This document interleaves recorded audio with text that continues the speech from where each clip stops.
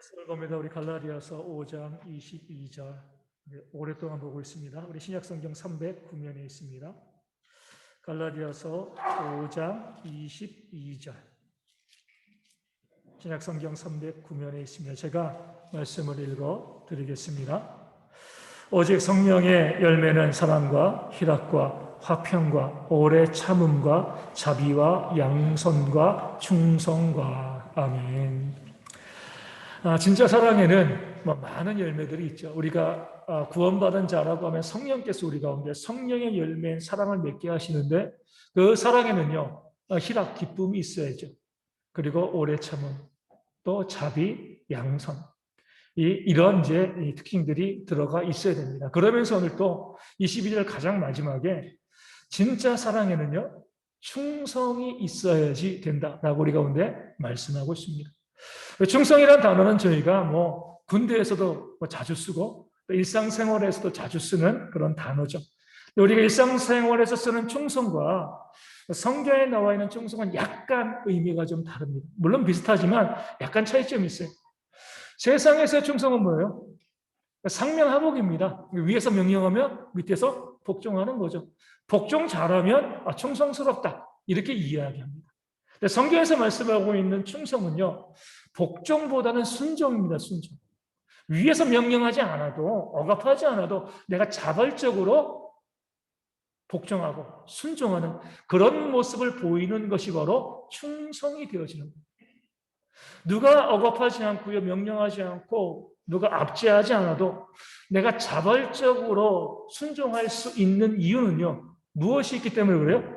믿음이 있기 때문에 그렇습니다. 충성한다는 것은 믿음이에요. 그래서 우리 본문에 나와 있는 충성을 다른 단어로 또 믿음이라고 번역하기도 합니다. 우리가 이제 병원 가게 되어지면 의사가 이렇게 저렇게 처방하고 이렇게 하십시오, 저렇게 하십시오 이야기하잖아요. 그럼 어때요? 대부분 다 그 의사의 또 이제 처방, 의사의 지시에 순종합니다. 거기 순종하지 않는다고 해가지고 우리 감옥 가고 그런 거 아니잖아요. 벌금 안 나와요. 그럼에도 불구하고 의사를 믿으니까, 전문가니까요. 믿으니까 이거 먹지 마세요. 그럼 안 먹어요. 이렇게 하세요. 그럼 그렇게 합니다. 믿는다는 것은요, 반드시 순종을 이끌어내게 되어 있습니다. 그런 면에서 우리가 오늘 말씀 가운데 있는 그런 충성은 곧 순종이고 믿음이다. 그러니까 충성과 믿음과 순종, 이것이 또 사랑으로 보여지는 것이죠. 이 단어들은요, 서로 교환해서 쓸 수 있는 그런 단어들이 되어집니다. 진짜 사랑에는요, 믿음이 있다는 거예요. 진짜 사랑에는 충성이 있습니다. 진짜 사랑하면 믿게 되어지는 거죠. 이게 바로 진짜 사랑의 특징임을 말씀이 우리 가운데 알려주고 있습니다. 하나님도 우리를 사랑하시죠? 그래서 우리를 믿어주십니다. 사람이 믿을 만한 존재인가요? 어때요? 우리 부부끼리 서로 믿으시나요? 믿기가 어렵죠. 같이 사는 부부도요, 믿기가 어려워요. 사람은요, 어떻게 보면 믿음의 대상이지 않습니다. 그렇기 때문에 세상에서는 믿기가 어려우니까 뭘 만들어요? 우리 보이지 않지만 우리에게는 이제 딱지가 하나씩 있어요. 신용 등급, 그렇죠? 몇 등급 다 있습니다. 모르는데 은행 가면 다 알아요. 그래가지고 얼마 빌려줄 수 있고 이자율 얼마이고 다 이런 거 나옵니다. 세상에서는요, 우리의 신용을 보고 믿음의 증거들을 보고 우리를 판단합니다. 그러니까 세상은 믿음과 사랑을 이야기할 때 믿음을 먼저 보는 거예요. 믿을 만한 사람인가? 그럼 사랑할 수 있어. 이게 세상입니다. 성경은요, 사랑을 먼저 보죠. 사랑하니까 믿어주는 거예요. 이게 거룩과 세상과의 아주 극명한 차이점이 되어지는 거예요. 순서가 중요한 거죠. 둘 다 세상도 교회도요, 믿음도 이야기하고 사랑도 이야기합니다. 세상은요, 사랑보다 믿음이에요. 믿음이 있어야지만 사랑할 수 있습니다. 그렇기 때문에 세상에 사랑이 없어요. 믿음만한 사람이 없잖아요. 그렇죠? 믿음을 먼저 이야기하고 사랑을 이야기하는 것. 이것이 세상인데 우리를 거룩하게 만드는 교회는요, 먼저 사랑을 이야기합니다. 하나님께서 우리가 믿을 만한 게 하나도 없는데도 우리를 믿어주시는 이유는요, 사랑하기 때문인 거예요.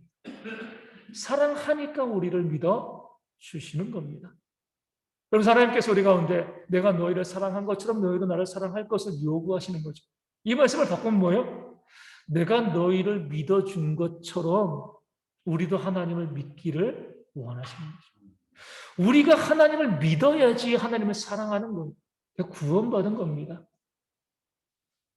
많은 사람들이 사랑과 믿음을 이야기하고 그 믿음 통해서 우리가 구원받은 자의 그런 모습을 우리가 이야기하는데 여기에도 점검이 필요해요.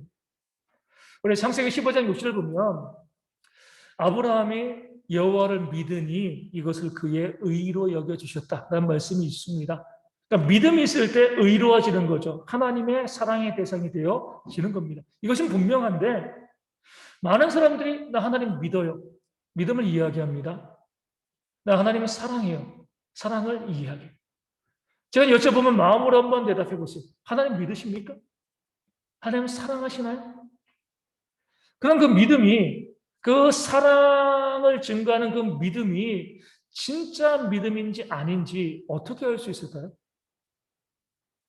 얼마든지 믿는다라고 이야기할 수 있습니다. 얼마든지 사랑한다라고 이야기할 수 있는데 내가 정말 하나님을 믿는 그 믿음, 진짜 사랑에 필요한 믿음이 내게 있는지 없는지 어떻게 알 수 있어요? 충성으로 아는 거죠. 그렇죠? 의사의 말을 믿으면 순종하는 거예요. 순종하는 것으로 믿는다는 것을 보여주는 겁니다. 순종하는 것으로 내가 하나님을 사랑한다는 것을 보여주는 거예요. 여기서 우리 신앙에 아주 문제점이 발생합니다. 하나님을 사랑하냐고 물어보면 사랑한다고 대답을 해요. 하나님 믿습니까? 아멘해요. 순종하십니까? 그러면은요, 글쎄요. 이거는요, 이루어질 수 없는 대답입니다.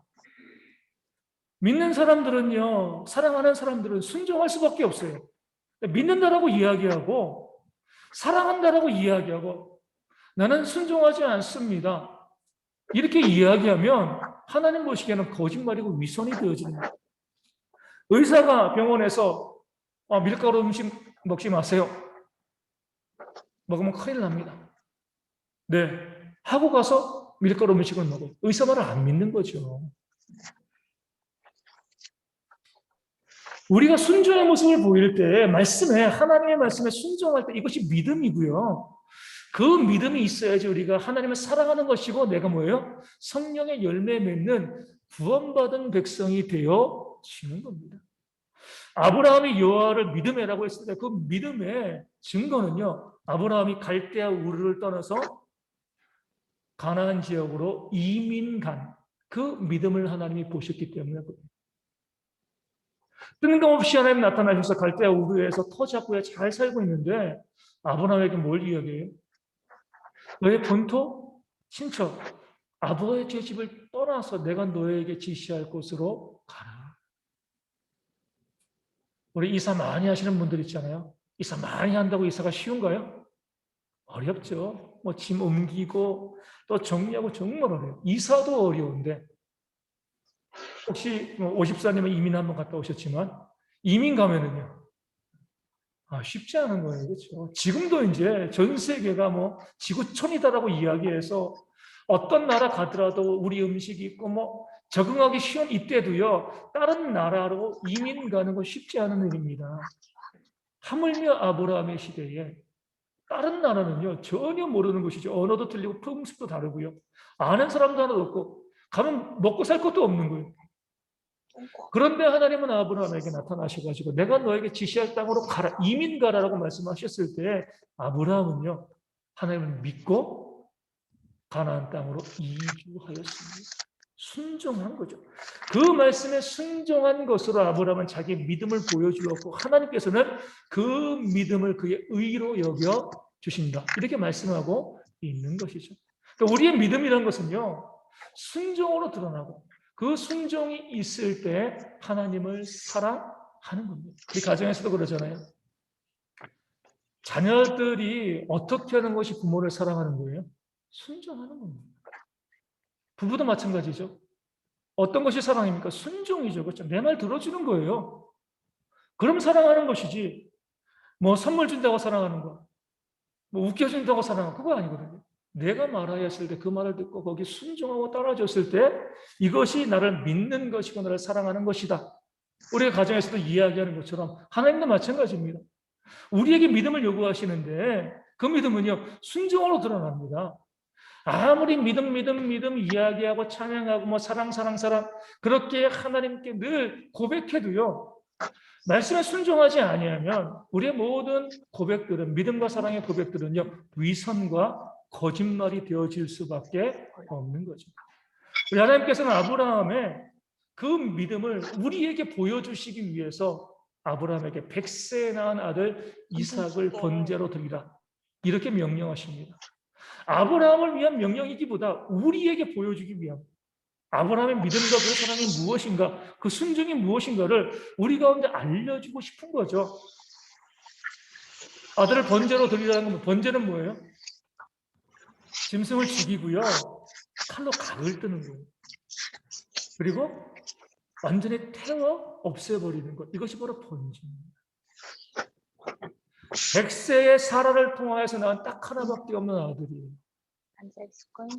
그 심정을 제가 잘 모르지만 의사들이 만약에 들어가잖아. 수술하는데 수술 때에 1시간도 못 자기 아들이 누워있다, 그러면 어떨까요? 아들 아닌 사람을 수술할 때보다 자기 아들이 누워있으면 더 긴장되고 더 떨릴 거예요. 어제 이제 우리 정준이가 이 코피를 가끔 흘리거든요. 코피가 좀 났어요. 그러면 저는 그것만 봐도 뭐 어떻게 해야 될지 모르겠어요. 제가 피가 무서워가지고 저는 어떻게 해야 될지 모르는데, 만약에 저로 하여금 이 칼로 이 무엇을 어떤 목적이 있어서 제 아들의 살을 베라라고 하면 저는 못할 것 같아요. 무서워가지고 못할 것 같아요. 근데 그런 정도가 아니라, 뭐 수술하는 게 아니라 완전히 죽여서 그 사람을 각을 떠서 불태워서 하나님께 드려라, 아버지에게 명령하십니다. 하나밖에 없는 아들인데, 저는 아들이 셋이잖아요. 저는 할 수 있을까요? 못해요, 저는. 어떻게 그걸 해요, 그렇죠? 아들이 셋이라 열이라도 못해요. 순종하기 어려운 거죠. 그럼에도 불구하고 아브라함은 그 100세에 얻은 하나밖에 없는 그 아들을 하나님께서 번제로 바치라고 명령하시니까 그 다음날 바로 짐 꾸려가지고 번제하러 갑니다. 석배례 정도 나누지 않아요? 어떻게 보면 야, 아브라함이 이삭을 미워했나? 평상시도 죽이고 싶어 했나? 이런 생각이 들 정도로 그 아들을 죽이러 가는데, 번제하러 가는데 조금도 지체하지 않고요, 이삭을 데리고 갑니다. 어떻게 그럴 수 있을까요? 우리가 아는 것처럼 아브라함은 그 아들 이삭을 자기 목숨보다 더 사랑했습니다. 정말 사랑하는, 대신 죽을 수도 있는 그런 아들인데 하나님이 그 아들을 번제로 바치라고 명령하셨을 때 조금도 지체하지 않고 그 아들을 죽이러 갈 수 있었던 그 이유는요, 믿음이잖아요. 무슨 믿음이에요? 하나님 말씀, 하나님이 어떤 분이신가에 대한 믿음이 있었기 때문에 그래요. 갈대아 우르에 있을 때 하나님께서 아브라함에게 말씀하십니다. 너희의 자손이 하늘의 별과 같이 땅의 티끌과 같이 많아질 것이다. 이 자손은요, 사라를 통해서 낳은 자손입니다. 이스마엘의 후손들이 아니에요. 그 약속을 아브라함에게 주셨을 때 그 약속의 말씀을 믿었습니다. 그런데 만약에 하나님께서 이삭을 죽여서 없애버리시면요, 하나님이 거짓말하는 거죠. 너의 자손을 하늘의 별과 같이 많게 하신다고 했는데 이삭을 죽여버리시면요, 하나님께서 그 약속을 어기시는 거잖아요. 아브라함이 믿은 건 이거예요. 하나님은 반드시 약속을 지키시는 하나님이에요. 이삭을 통하여서 나의 후손들이 하늘의 별과 같이 땅의 티끌과 같이 많아지겠다고 약속하셨기 때문에 내가 이삭을 죽여도 다시 살리실 것이다. 결코 이 아들을 죽어서 사라지게 하지 않으실 것이다. 그 믿음이 있었기 때문에 순종할 수 있는 거예요. 그런 믿음도 없이 그냥 아주 맹목적으로 우리가 말씀을 잘못 오해하면 아브라함의 맹목적인 믿음을 이야기하거든요. 하나님의 아들 죽이라고 명령하시니까 믿음이 너무 좋아가지고 죽이러 갔어. 이렇게 하시면 안 돼요. 그런 하나님 아니십니다.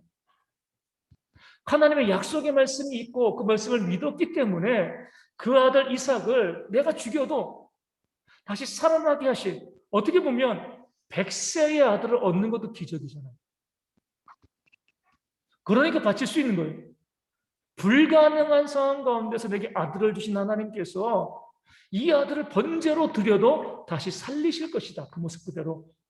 이 믿음이 있었기 때문에 그 믿음 가지고 아브라함은요, 그 아들 이삭을 번제로 드리러 지체하지 않고 떠날 수 있었습니다. 순종할 수 있는 거죠.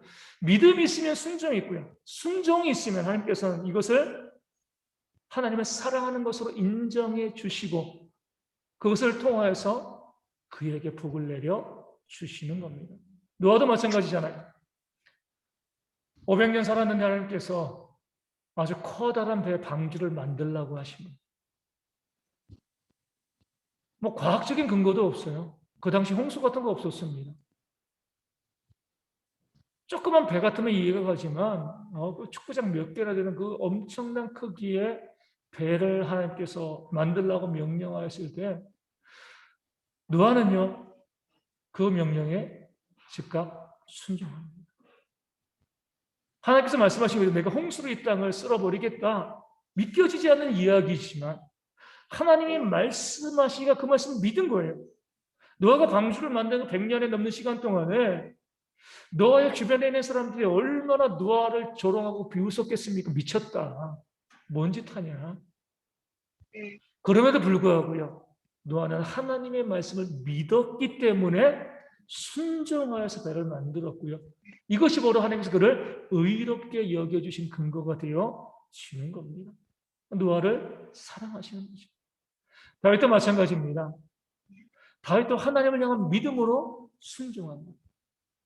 사울왕이 그를 죽이기 위해서 혈안이 되어서 다윗을 찾아다녔습니다.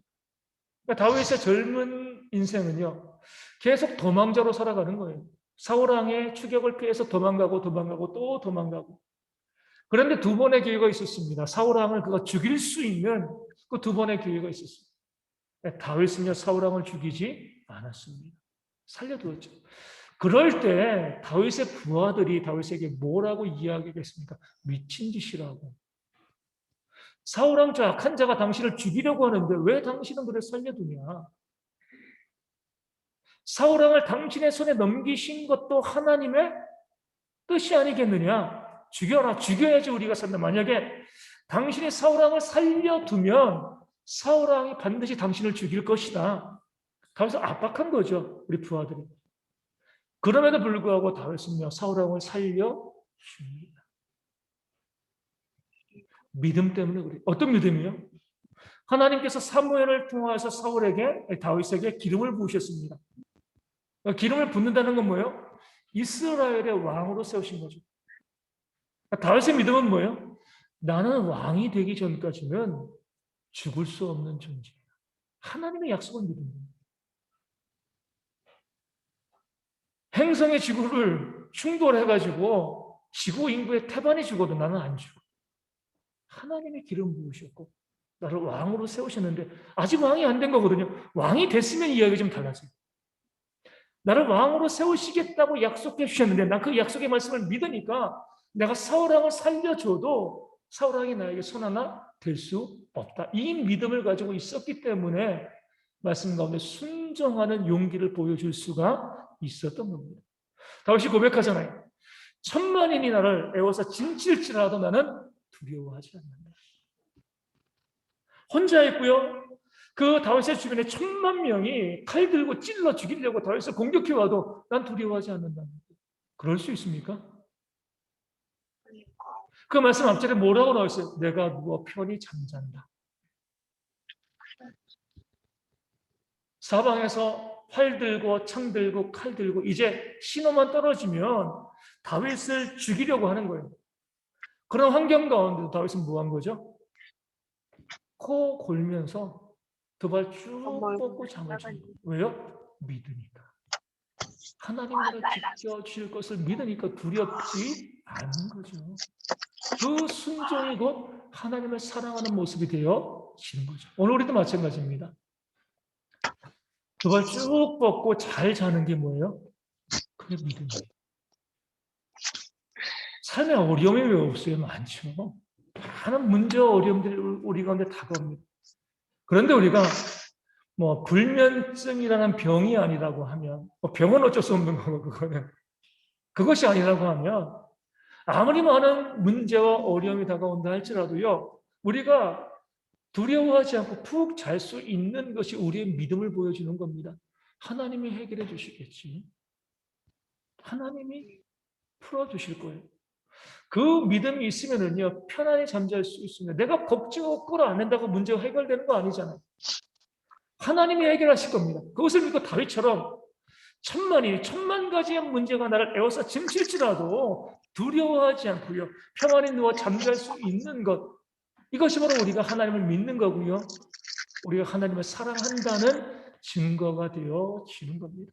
오늘 우리도 마찬가지예요. 다시 말씀드리지만 하나님을 사랑한다면 하나님을 믿으셔야지. 그렇죠? 우리의 믿음으로 사랑을 증명할 수가 있습니다. 그 믿음이라는 것은요, 순종이에요. 순종. 요거 들어볼까?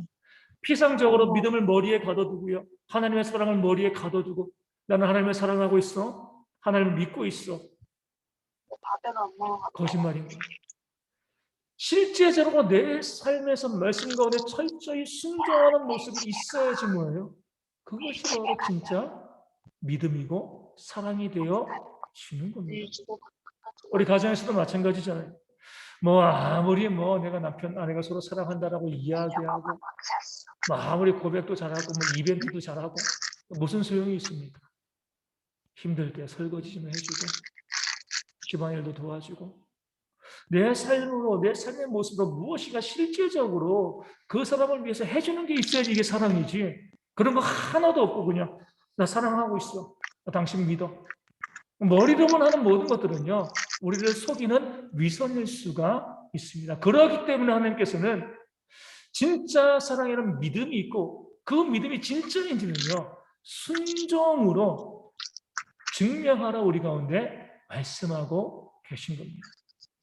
그러면서 우리가 하나님의 말씀에 순종할 때에 하나님을 사랑하는 것이 그것도 이웃을 사랑하는 것이죠. 그러면서 우리가 하나님을 사랑한다라고 하면 우리 이웃도 마땅히 사랑할 수 있어야 됩니다. 이웃을 사랑한다는 건 뭐예요? 이웃을 믿는다는 거죠. 믿어야지 사랑하는 겁니다. 충성이 있어야지 사랑입니다. 이웃을 믿는 게 가능한가요? 사람을 앞서 말씀드린 것처럼 믿을 수 없는 존재입니다. 그렇기 때문에 오늘 말씀의 제목이 사랑하니까 믿어주는 거예요. 믿을 수 없는 대상, 끊임없이 배반하죠. 끊임없이 너를 속여요. 그럼에도 불구하고 사랑하니까 그 사람을 믿어주는 것, 이게 바로 우리에게 진짜 사랑이 있다는 증거가 되어지는 겁니다. 사람을 사랑할 때 오는 결과는요, 거의 99%, 아니 거의 100% 배신이에요, 배신. 우리 다 살면서 경험해 보셨잖아요. 남을 믿고 신뢰했을 때 좋은 결과가 나오는 경우는 거의 없습니다. 끊임없는 배신과 배반이죠. 이런 모습들이 오늘 너무나 많이 있습니다. 그럼에도 불구하고 하나님께서는요, 그런 배신과 배반이 예상된다 할지라도 사랑한다면 믿어주라는 겁니다. 그렇게 사랑하니까 믿어주면 다른 유다처럼 배신하는 일들이 발생하죠. 1만 달란트 탕감해 준 그 왕의 비유를 통해서 보면 왕은요, 1만 달란트 탕감해 준 종을 믿은 거죠. 그렇죠? 사랑하니까 믿은 거예요.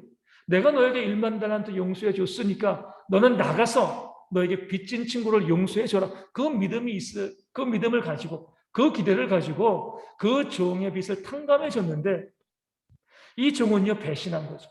나가서 자신에게 100데나리온 빚진 친구를 용서해 주지 않았습니다. 믿음의 결과입니다. 믿음의 열매는 배신이에요, 배신. 또 그토록 믿었던 뭐예요? 베드로도.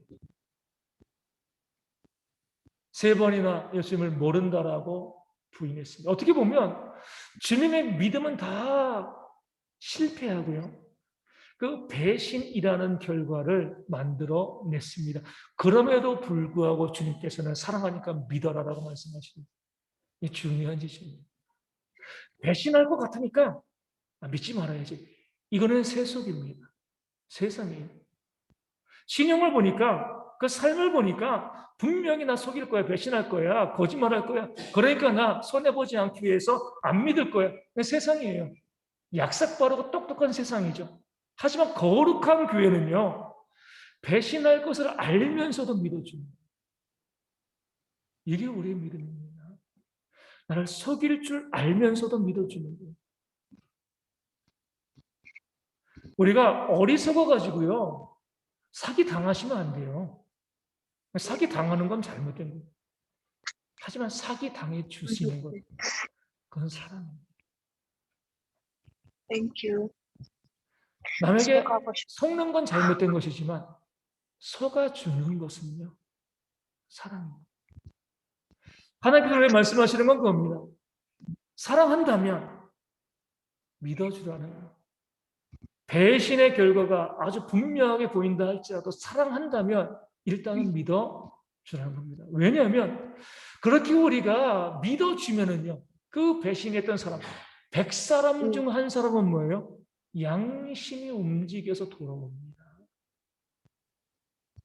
그 대표적인 인물이 베드로잖아요. 주님의 사랑하시고 믿어줬습니다. 배신했어요. 하지만 그 양심이 움직여서 슬피 울고 다시 주님 품으로 돌아와서 귀한 사역자와 헌신자가 되었습니다. 배신할 걸 알면서도 사랑하니까 믿어지면은요, 100명 중에 1명은 돌아옵니다. 물론 99명은요 끝까지 그 배신의 길을 걸어가요. 하지만 한 사람은 얻을 수는 있어요. 하지만 내가 손해보지 않기 위해서 사랑하지 않고 믿어주지 않으면 한 사람도 얻을 수 없습니다. 하나님께서 우리 가운데 이른 양 한 마리처럼 그 한 사람, 그 사람을 우리로 하여금 돌이키기 위해서 사랑한다면, 하나님을 사랑한다면 이웃을 사랑하고 그 이웃을 믿어주라. 우리 가운데 명령하시고 이것이 우리 믿는 자들의 거룩이 되어지는 겁니다. 예전에 제가 이제 군에서 제대하고 서울의 종로 6가에 있는 이제 서적 도매상에서 알바를 했어요. 1994년 4월 달에 제대하고 5월부터 이제 알바를 한 것 같아요. 열심히 이제 알바하고 재밌게 일 잘하고 있는데 가을쯤 되니까 또 알바하는 친구가 한 명 들어왔어요. 저랑 동갑인 친구. 둘이 같이 이제 한 일주일도 일 안 했을 거예요. 일 안 했는데 일주일쯤 되니까 추석이 됐습니다. 그 친구가 저에게 이렇게 부탁을 하는 거예요. 이제 일한 지 일주일밖에 안 됐으니까 이제 월급 못 받잖아요, 지금요. 뭐 그렇다고 이제 거기 뭐 알바에게 뭐 상여금 주는 것도 아니고. 부모님 찾아봐야 되는데 돈이 없다는 거예요, 저한테. 돈 좀 빌려줘라고 이야기하더라고요. 빌려줘야 돼요, 안 빌려줘야 돼요? 얼굴 본 지 며칠 안 됐습니다. 돈을 빌려달라고 했어요. 아무 생각하지 않고 돈을 빌려줬습니다. 그리고 30년이 가까이 되는 지금까지 그 얼굴을 보지 못했어요. 그때가 마지막. 돈 빌려가지고 가고 그 다음에 명절 끝나고 이 일터로 복귀하지 않은 거죠. 얼마든지 모르겠어요. 진실된 건지 거짓된 것인지 모르지만 뭐 사장한테 이야기해서 연락처랑 집 주소 알아볼 수도 있죠. 뭐 거짓말로 쓸 수도 있지만 어찌되었건 알아보고 한번 찾아보고 할 수 있는데 그렇게 하지 않았습니다. 그때도 그런 마음이 있었어요. 뭔가 사정이 있지 않았을까, 그 친구에게. 그랬을 때에 나에게 돈을 빌리고 갚지 않는 것, 그것이 그 친구의 양심을 찌르고 있으면 언젠가는 내게 돈을 갚지 않아도 좋은 일에 그 물질을 쓰지 않을까, 그런 기대가 있었습니다. 그렇지 아니하고 만약에 처음부터 악한 마음을 가지고 양심이 마비되어서 속여서 돈을 빼앗기 위해서 그렇게 한 것이라고 하면 굳이 그런 사람 다시 만날 이유가 없는 거죠. 심판은 하나님께 있는 거니까.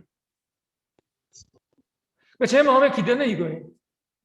보다 긍정적인 측면으로 생각해 줬으면 하는 마음이 있는 거예요. 무슨 사정이 있겠지, 무슨 이유가 있겠지. 나에게 그 돈을 빌려갔지만, 그 돈을 가져갔지만, 갚지 못했지만, 반항, 엄지발가락, 그것이 그 친구의 마음 가운데 그 양심으로 움직여서 엄지발가락 반항 한 거가 모습으로 그 친구가 변화되었으면 좋겠다. 그 마음 가지고 있는 거예요. 그런 면에서 보면 우리가 성령의 열매로서 사랑을 이야기하는데 사랑은요, 그냥 바보예요, 바보. 사랑한다는 것 자체가 바보죠. 앞서 말씀드린 것처럼 얼마나 약삭빠른 시대입니까? 손에 안 보잖아요. 정확하게 계산하는 거죠. 그렇기 때문에 의심하는 게 지혜예요, 이 시대에. 믿는 것은 어리석은 거죠. 하지만 성경은 우리로 하여금 사랑한다면 믿어주라는 거예요. 이것이 바로 거룩이 되어지는 겁니다. 배신의 가능성은 분명합니다. 그럼에도 내가 감당할 수 있으면 믿어지고요. 차라리 배신당하는 것이 그 심령을 돌이킬 기회를 얻게 되어지는 거예요. 돌이켜보면 우리가 하나님을 얼마나 많이 배신합니까? 하나님께 충성하시나요? 아니잖아요. 배신하잖아요. 그럼에도 하나님은요, 우리를 믿어주시잖아요. 제 자신을 봐도 끊임없이 하나님께 불충하고요, 충성하지 못하고 하나님께 배신하는데 너무나 민망하고도 감사한 것은 하나님께서는 끊임없이 저를 믿어주고 계신다는 거예요. 그것이 저의 양심을 움직이는 거예요. 아, 이렇게 살지 말아야지. 이게 바로 하나님께서 우리 가운데 그 사랑과 충성을 말씀하시는 이유가 되어집니다. 믿지 않으면요, 신뢰하지 않으면 돌이킴도 없습니다. 물론 믿어도 돌이키지 않는 사람들 부지기수입니다. 하지만 한 사람이라도 돌아올 수 있기 때문에 하나님께서는 우리로 하여금 사랑한다면 믿어주라라고 말씀하고 계신 겁니다. 저도 이제 나이 50이 좀 넘어가면서 좀 깨달아지는 부분들이 많은 거죠. 지천명인 게 맞는 것 같아요. 부모님과의 관계를 바라보게 되어지는 거죠.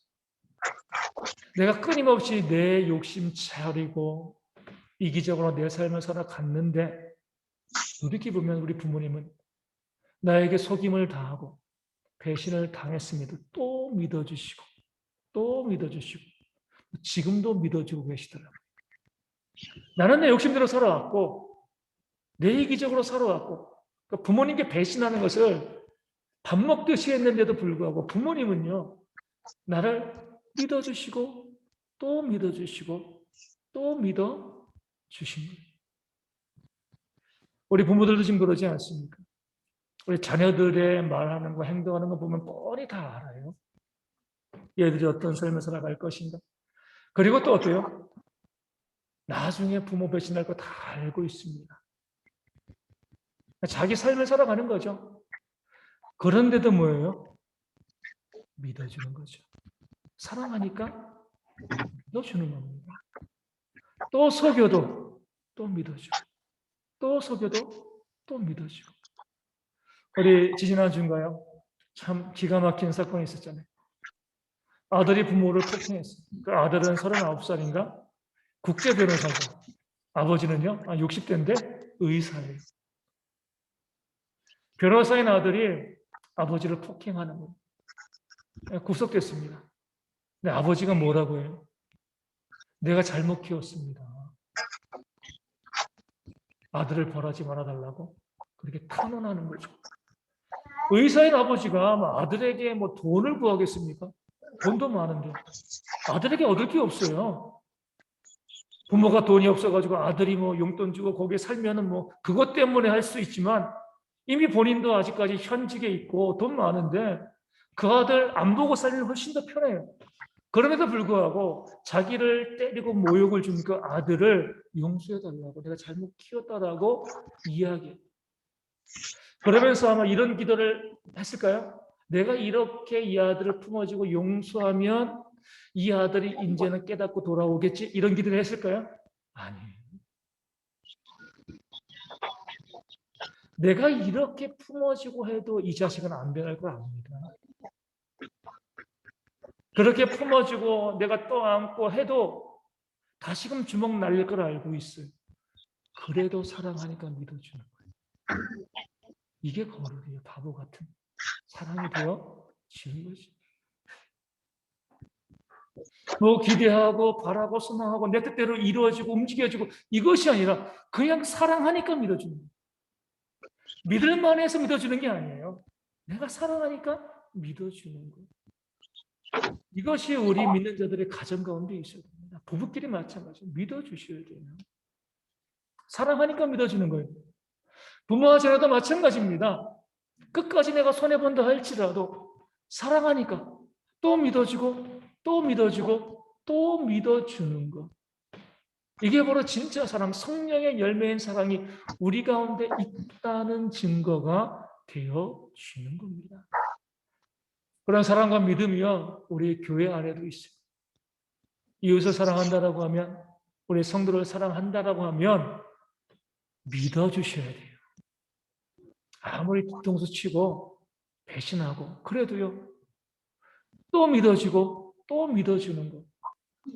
이게 바로 구원받은 자들의 거룩이 되어지는 겁니다. 우리 교회가 참 아이러니한 그런 공동체죠. 우리도 옆에 보면 다시 믿음으로, 오직 믿음으로. 세상에서 교회만큼 믿음을 많이 이야기하는 공동체가 없어요. 그런데 그렇게 안 믿어져요. 매일 믿음 이야기하면서 안 믿어집니다. 믿음이 없어요. 그러니까 교회가 냉랭해지고. 믿어주고 나를 속이면 내가 감당하면 됩니다. 그럴 힘을 위해서 기도하셔요. 그런 힘을 달라고 기도하시면 됩니다. 내가 누군가를 믿어주고 그것 때문에 손해보면 하나님 감당할 수 있는 힘을 달라고 기도하시는 것이지, 하나님 저 속지 않도록 해주세요.